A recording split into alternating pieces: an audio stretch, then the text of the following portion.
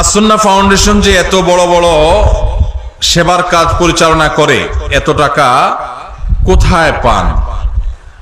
ভাইরা আমার, আসুন্নাহ ফাউন্ডেশনের অনেক কার্যক্রম আপনারা দেখেন অনলাইনে, অফলাইনে, বিভিন্ন ভাবে। মূলত একটা প্রজেক্ট বাস্তবায়ন করতে আমরা যে পরিমাণ টাকা খরচ করি, অনেকে মনে করেন এর চাইতে অনেক বেশি টাকা লাগে। আমাদের দেশে রাষ্ট্রের সম্পদ যদি অপচয় তসরুফ না হতো, তাহলে এই দেশ শুধু রাষ্ট্রের যে সম্পদ খরচ করা হয় ওইটা দিয়েই রাষ্ট্রশূন্য হয়ে যেত, খুব বেশি কিছু লাগতো না। শুধু দুর্নীতি বন্ধ করলে,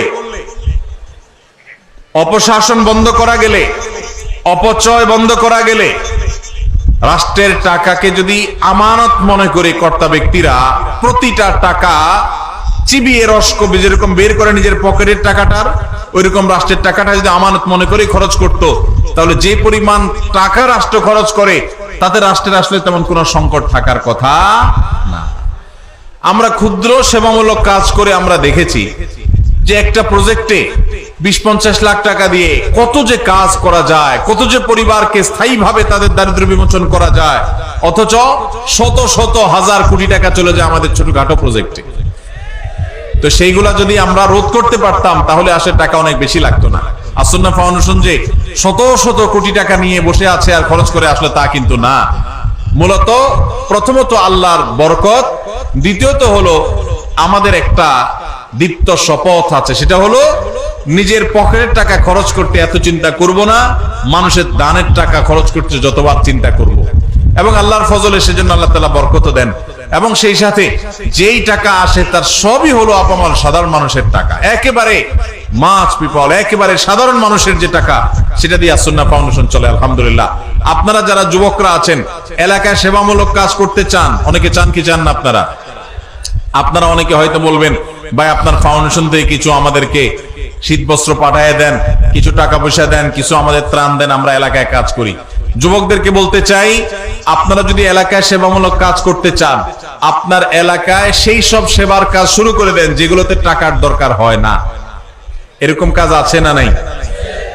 আপনার এলাকাতে একটা রাস্তা ভাঙা, আপনারা 4-5 যুবক মিলে সেই রাস্তাটা, ভাঙা রাস্তাটা মেরামত করে দেন শারীরিক পরিশ্রম করে। সম্ভব কি সম্ভব না? আপনি যখন এই কাজটা করবেন, আল্লাহ আপনাকে এর চেয়ে বেশি কাজ করার তৌফিক দান করবেন। এরপরে প্রশ্ন, ইসলামে নারীদের সাক্ষী পুরুষের সাক্ষীর চেয়ে দুর্বল কেন? অর্থাৎ দুজন মহিলার সাক্ষী একজন পুরুষের সাক্ষীর সমপর্যায়ের কেন? বিষয়টি বুঝিয়ে বললে ভালো হতো। ধন্যবাদ। দেখুন, ইসলামে বিভিন্ন চুক্তি, লেনদেন, কায় কারবার, এগুলোর সাক্ষ্য দেওয়ার ক্ষেত্রে দুইজন নারীর সাক্ষ্যকে একজন পুরুষের সাক্ষর সমান ধরা হয়েছে।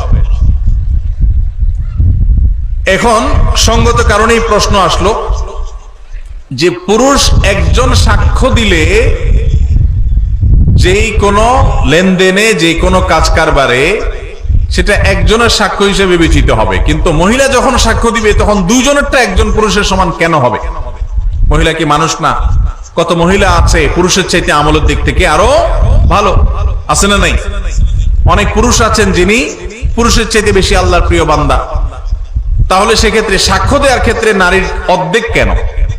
এর উত্তর হলো, ইমাম মুহাম্মদ রহমতুল্লাহ আলাইহি, ইমাম আজম আবু হানিফা রাহমাতুল্লাহ আলাইহির একজন ছাত্র, ইসলামের ইতিহাসের একজন বড় ইমাম, ইমাম মুহাম্মদ রহমতুল্লাহ আলাইহি, তিনি বলেছেন, যেহেতু সচরাচর চুক্তি, কাজ কারবার, বাহিরের লেনদেন, এগুলোতে নারীরা উপস্থিত থাকে না, সচরাচর মেয়েদের উপস্থিতি সেসব জায়গায় থাকে না।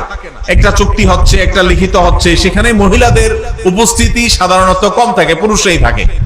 যেহেতু তাদের উপস্থিতিটা সচরাচর থাকে না, অতএব তাদের কেউ যদি সাক্ষ্য দেয় তাহলে ব্যাপারটা একটু স্ট্রং করার দরকার আছে, কারণ তার তো থাকার কথা না, কিভাবে সাক্ষ্য দিল? সেজন্য এটাকে স্ট্রং করবার জন্য আরেকজন নারীর সাক্ষ্য যখন দেয় তখন সেই স্ট্রংনেসটা চলে আসে। শুধুমাত্র ওই সাক্ষ্যটার মধ্যে স্ট্রংনেস আনার জন্য দুইজনকে সেখানে একজন পুরুষের সমান ধরা হয়েছে। এখানে কোনো মর্যাদার তারতম্য বোঝাবার জন্য নয়, যে নারী তো বাহিরে সাধারণত থাকে না, যদি সাক্ষ্য দেয় তাহলে সেক্ষেত্রে মানুষের মনের মধ্যে এই সংশয় আসতে পারে নারী কোত্থেকে আসলো এখানে। এই সংশয় দূর করবার জন্য আরেকজন নারী যখন সাক্ষ্য দেয় তখন আর সংশয় করবার কোনো সুযোগ থাকে না। তাহলে এখানে মর্যাদার কোনো পার্থক্যের জন্য এটি করা হয়নি, এটা আমি মুহাম্মদ রহমতুল্লাহ বলেছেন। আর অনেক ইমামগণ অনেক ব্যাখ্যা